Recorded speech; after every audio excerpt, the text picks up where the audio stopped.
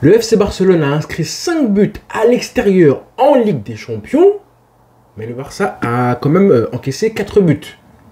Le FC Barcelone a marqué 5 buts à l'extérieur dans le stade le plus maudit pour le club depuis maintenant 5-10 ans, mais le Barça a encaissé 4 buts quand même.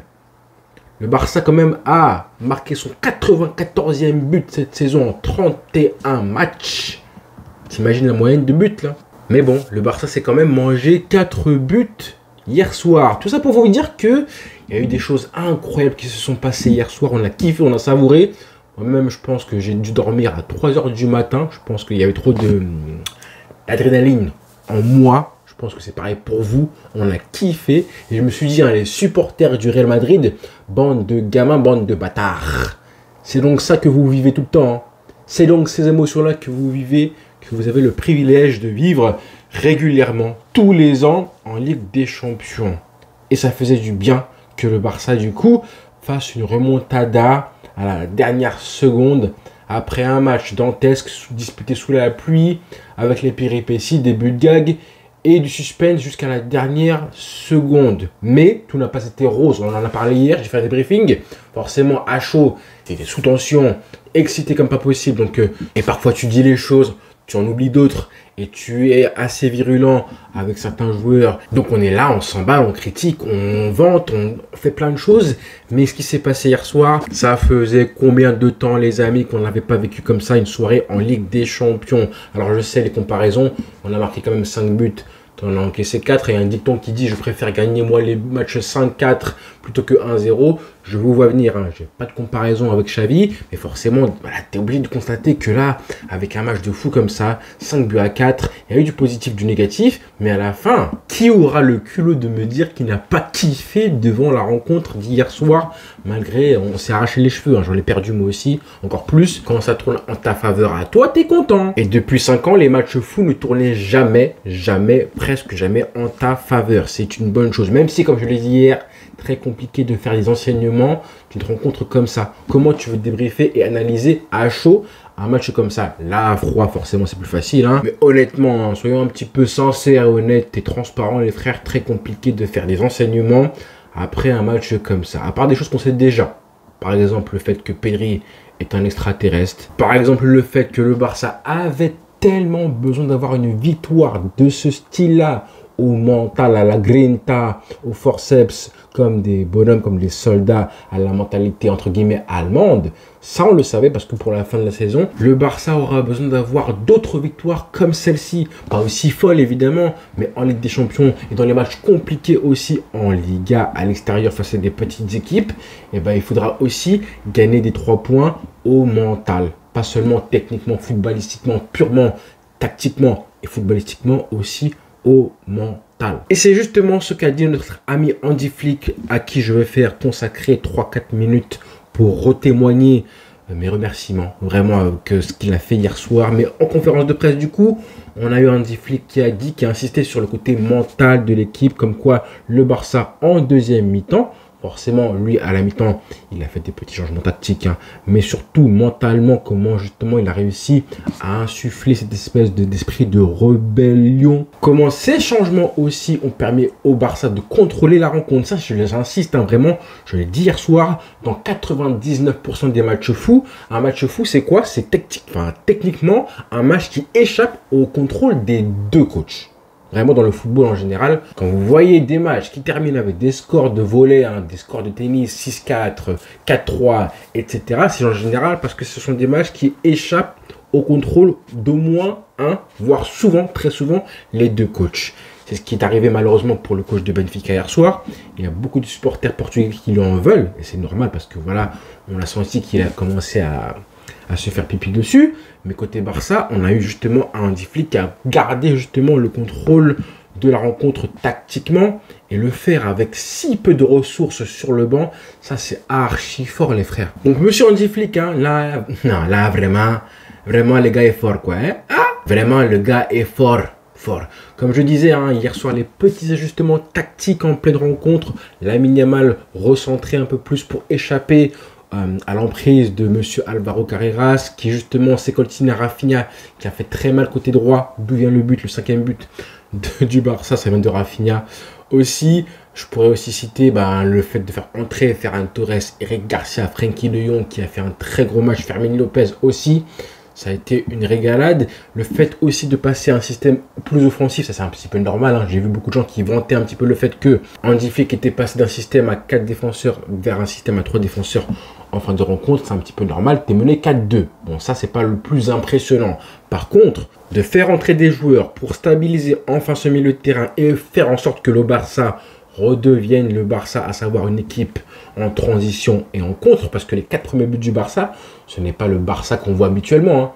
Hein. 2 pénaltys, un CSC, une boulette du gardien, plus un centre de Pedri, en gros un coup de pied arrêté, et on voit qu'à ce moment-là, c'est pas encore le Barça qui redevient tueur, et il redevient tueur justement au moment parfait, à savoir la 94e minute, et ce contre la transition rapide, classique, grâce à la passe de Ferran Torres, qui je pense restera un des matchs, j'en ai pas parlé hier soir dans le débriefing, mais la passe de Ferran Torres, contrôle et frappe, une espèce de frappe, une passe en profondeur dans l'espace, en rupture, elle est parfaite.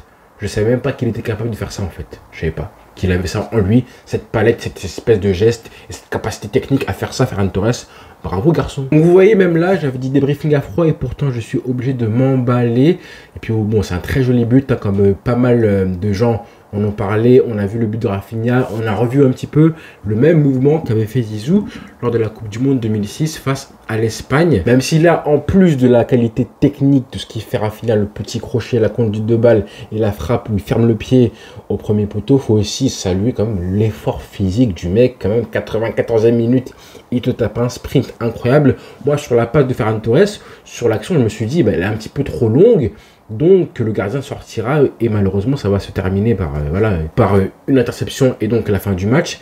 Et pourtant Rafinha te tape un sprint. Hein. Et c'est là aussi qu'on peut louer justement la capacité justement du staff technique du Barça, dans Hansi Flick évidemment, et de Rouleau, c'est toute l'équipe justement des préparateurs physiques du Barça, pour saluer la performance des joueurs qui n'ont pas lâché, qui physiquement étaient prêts justement pour un match de Ligue des Champions à l'extérieur, à savoir les matchs les plus compliqués à jouer dans le football, avec l'adversité la plus grande, je voulais dire. Donc ça, oui, ça pourrait être un enseignement de ce match fou, qui pourrait être important pour la fin de la saison, même si évidemment les changements aussi de Flick ont bien aidé. Avant de parler du négatif, parce que oui, on a pris quand même 4 pions hier soir pour le Barça, mais il y a eu du positif, encore une fois, de la part des entrants, on en a parlé, Hansi Flick évidemment.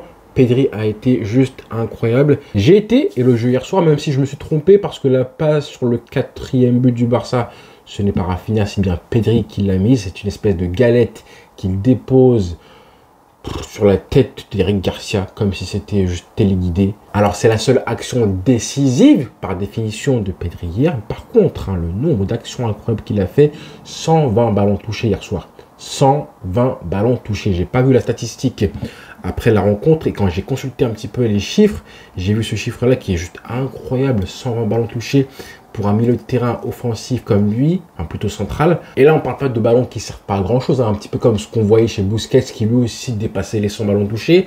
Là, on a la preuve puisqu'il a eu aussi 6 occasions créées à lui tout seul. 6 occasions franches créées à lui tout seul dès le début de la rencontre. Il y a une passe pour Lewandowski qui est magnifique, que Lewandowski aurait dû mettre au fond. Et je pense qu'on va se pencher de plus en plus sur le cas de Pedri dans les prochaines semaines, prochains mois, même prochains jours. Peut-être qu'on fera une vidéo sur lui. Peut-être qu'on va un peu plus en parler. Que ce soit nous, les supporters, aussi vous, je compte sur vous pour le faire, mais aussi la presse, devrait un peu plus en parler de Pedri. Parce que ce qu'il vit là en ce moment, moi honnêtement, à part Iniesta et Xavi, je n'ai jamais vu personne aussi dominant au milieu de terrain que lui. Même Deco à l'époque, qui vous voulez. Au milieu de terrain, je ne parle pas des numéros 6 comme Busquets ou Touré qui étaient des milieux de terrain défensifs. Mais ce que je vois de Pedri aujourd'hui, peut-être que à force, je pense que le Barça et Hansi Flick pourraient un peu plus faire, non pas une équipe pour lui, c'est un petit peu trop pour l'instant, mais déjà un milieu de terrain un peu plus pour lui. Et une animation collective qui est encore plus guidée autour de lui, à savoir que maintenant, c'est clairement le patron du milieu de terrain. Donc les ballons commencent par lui, les actions passent presque systématiquement par lui. Tous les joueurs du Barça lui font de plus en plus confiance. Et je sais pas, les amis, ce que ça peut donner. Hein. Ce mec-là, honnêtement, 22 ans, j'ai rarement vu une espèce de cette impression de puissance au milieu de terrain, de contrôle du jeu, du tempo, de l'espace aussi dominante que Pedri depuis maintenant. Ouais, peut-être au niveau depuis Xavi. Parce que Iniesta, il était un peu plus ce côté gauche de l'attaque et du milieu de terrain du Barça. Alors que là, on a vraiment un Pedri qui maîtrise pas mal l'espace, l'entrejeu. Et je pense que faire une équipe et un milieu de terrain, pour lui, ce sera encore plus en profiter. Parce qu'on a vu justement que Frenkie de Jong, quand il entre en jeu, et ben justement, il soulage Pedri. Et là, Pedri, il prend encore plus d'envergure. Donc c'est aussi une piste. Ce qui s'est passé avec Frenkie de Jong et son entrée, c'est une piste, je pense, à exploiter pour Hansi Flick. Maintenant, parlons un petit peu du négatif. Et il y en a eu hier soir, il faut l'admettre.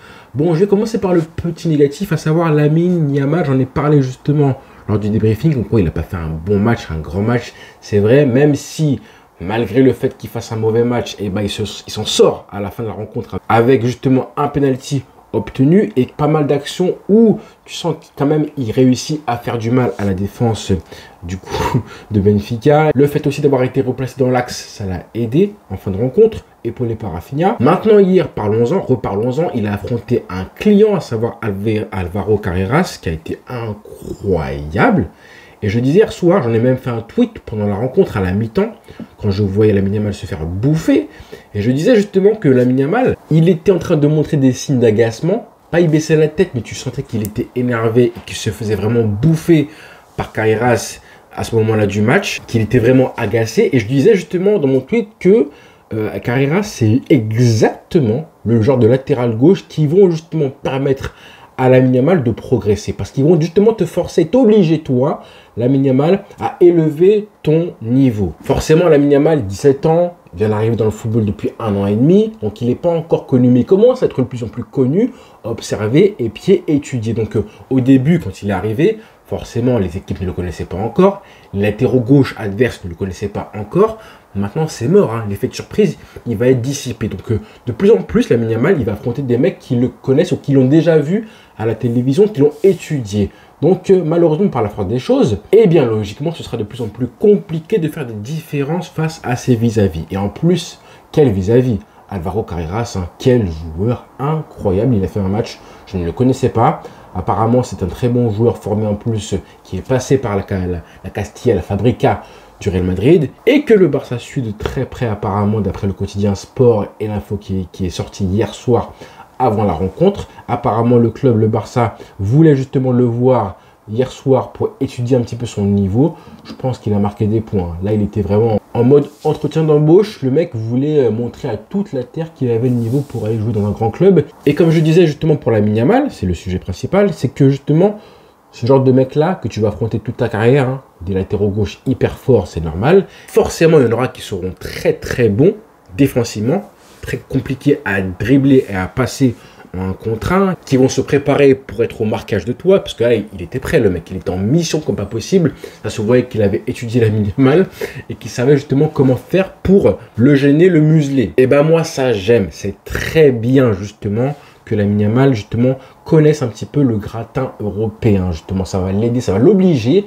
à élever son niveau, à être encore plus agressif, plus tranchant, parce que parfois on le sent un petit peu nonchalant, Lamine Yamal, un petit peu trop facile, plutôt c'est ça, un petit peu trop facile dans ses gestes. Oui, il est beau à voir jouer, oui, il est élégant, etc. Mais bon, parfois il faut être juste tranchant, un petit peu, même complètement comme est encore une fois Lionel Messi à l'époque. Et pour ça, encore une fois justement, j'insiste sur le mot encore une fois, il faut que son coach Hansi Flick, a.k.a. le coach le plus important de la carrière de Lamine Yamal, lui fasse comprendre que justement, il doit en faire plus. Il doit trouver la solution au cours des 90 minutes où il joue justement pour justement réussir à prendre le dessus sur son vis-à-vis. Ce qu'il a fait justement en le replaçant justement en étant entre les lignes.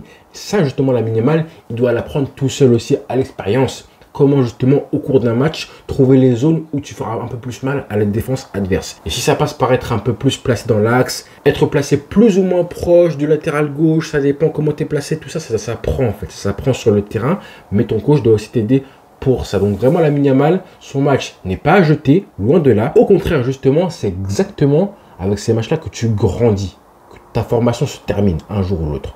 Donc voilà, c'est grâce à ça qu'on verra Lamine Yamal prime un jour. Et pour finir du coup, allez, on finit par qui? Araujo ou Lewandowski? On va commencer par Lewandowski. On va commencer par lui. Son match, c'est un peu quelconque. Hein. C'est vrai qu'il a été buteur sur penalty, un doublé, comme je disais, un match à la CR7, à savoir un match cataclysmique. Hein. Bon, CR7, je parle de Cristiano à 35 ans, 36 ans et plus. Hein. Évidemment, je parle de CR7 à Manchester United après 2021. Un Lewandowski qui a été juste transparent dans le jeu. Les déviations surtout, hein. Les déviations où l'équipe se trimballe pour faire un mouvement intéressant, où l'équipe cherche un point d'appui dans l'axe. Et tu lui passes le ballon, mauvais contrôle, perte de balle et ensuite faute de Lewandowski. On a vu ça tellement de fois cette saison. Je ne sais pas s'il est fatigué Lewandowski, mais même physiquement, je trouve que là, il s'est fait complètement bouffer hier, par exemple, par Otamendi, qui n'est pas non plus... c'est vrai que c'est un client aussi, hein, quand même, faut pas mentir.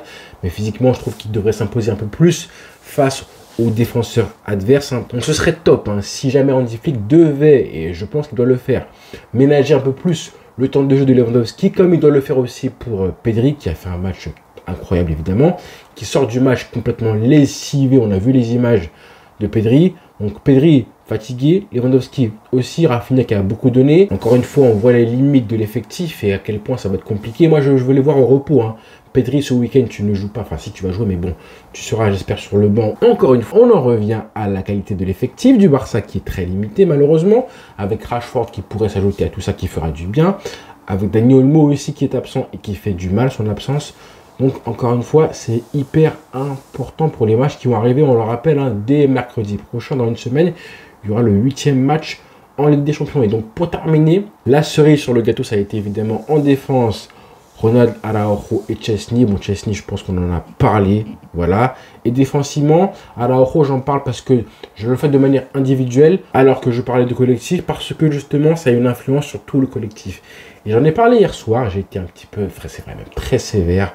Avec Araujo, vous savez comment ça se passe, hein, à chaud, on réagit à ce qui se passe, et aux dingueries qu'on a pu voir hier soir. Mais il n'a pas été le seul fautif, et ça c'est vrai, il faut le dire. Chesney a été aussi un des fautifs principaux des 4 buts encaissés par le Barça. Donc je voulais quand même dire, là, avec du recul, puisque c'est une vidéo à froid que je voulais faire, que Araujo, j'ai été très critique envers lui, vous avez réagi en commentaire, etc. Et c'est vrai qu'à la fin, on gagne en équipe et on perd en équipe. Donc, du fond de mon cœur, encore une fois, je voudrais m'excuser et prendre le temps de le faire de manière assez sincère auprès d'absolument personne, les amis. Est-ce que vous avez vu son match, honnêtement, les frères? Est-ce que vous avez vu son match? Et c'est inquiétant. Là, c'est vraiment pour la suite de la rencontre, enfin des rencontres qui vont suivre en Liga et aussi du coup en Ligue des Champions. Hansi Flick et le Barça doivent faire le maximum pour régler ces problèmes-là défensifs qui apparaissent depuis maintenant. Je pense, on pourrait dire, c'est vrai que le Barça a perdu des matchs récemment, beaucoup, hein, des points aussi, mais les problèmes défensifs et une fébrilité défensive, même quand tu gagnes des matchs, ça c'est assez récent. Je trouve que c'est assez récent, c'est pas forcément depuis les moments où le Barça perdait des points. On a perdu des points parce que offensivement, le Barça n'était pas assez réaliste, ça c'est vrai. Parfois l'animation collective n'était pas forcément aussi brillante que ce qui s'était passé en début de saison, mais défensivement, les frères, ce que j'ai vu là, où tu prends 4 buts, et même face à Retafe, tu prends un but, et prendre un but face à Retafe, franchement, c'est un petit peu la honte. Mais même au-delà du nombre de buts, c'est pas ça qui compte le plus, hein, c'est l'impression où je vois le Barça se manger des vagues offensives adverses qui se suivent et qui se suivent encore une fois. Ça, c'est vraiment tout récent. Et oui, j'ai des critiques, hein, mais je ne vais pas m'excuser, ça va pas ou quoi, bande de fous, parce que individuellement, Araujo, il change beaucoup de choses. Et je pense que c'est véridique, que c'est pas injuste de le dire que sa présence en défense centrale, en tout cas quand il joue comme ça change beaucoup de choses pour la défense évidemment, mais pour l'équipe en globalité. J'en ai fait un tweet hier soir après la rencontre. Et là, c'était à chaud. Là, j'ai revu les images du match, j'ai revu une bonne partie de la rencontre. Et honnêtement, c'est encore pire que ce que je croyais. Vraiment, quand je vois ce qui s'est passé sur le but du 1-0, il est dessus. Sur le but du 2-0, il est dessus aussi parce que c'est lui qui couvre le hors-jeu. Sur le but du 3-1 de Benfica, on voit qu'il est hyper mal placé au début de l'action et en retard. Il est vraiment, je pense, 15 mètres devant la défense. Il sort comme ça alors que tu n'as pas à sortir. Donc du coup, il y a un surnombre pour Benfica puisqu'il n'y a plus que Koundé et Koubarsi.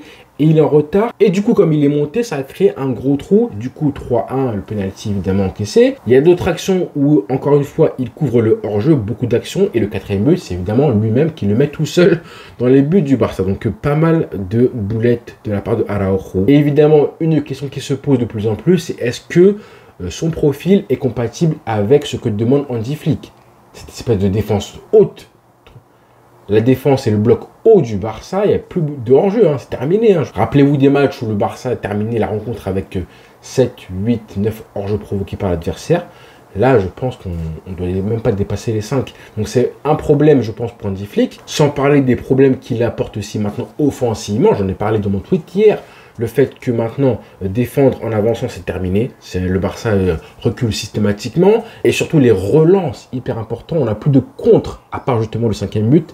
Le Barça n'a plus les contres qu'il avait avant, les transitions rapides qui étaient initiées grâce à une relance très propre des défenseurs centraux. Et en plus, Koubarsi maintenant joue côté gauche de l'axe de la défense. Donc, il est un peu moins, même beaucoup moins impactant au niveau de la relance. Ça, c'est aussi une différence. Mais bon, c'est pas de la faute de Araujo, ça.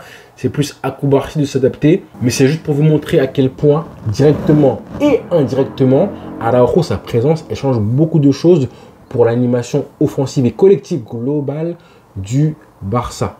Donc on espère, hein, parce que même les passes où parfois il relance un peu proprement, et encore proprement c'est un mot un petit peu trop fort, parce que parfois il met des passes appuyées, et tu sens que le mec a appuyé très fort, et certes elles arrivent sur la Yamal, mais le fait de la contrôler comme ça, une passe qui ressemble à une frappasse, et ben c'est compliqué. Donc même ça, il y a des progrès à faire, et c'est pas contre Araujo directement vers lui, hein. C'est plus comment justement Araujo pourrait faire en sorte de s'améliorer et essayer de trouver, de définir justement où sont les petits, même les gros axes d'amélioration pour le Barça et la défense du Barça. Oui, c'est vrai que le mec revient de blessure depuis 6 mois, il n'avait pas joué, etc.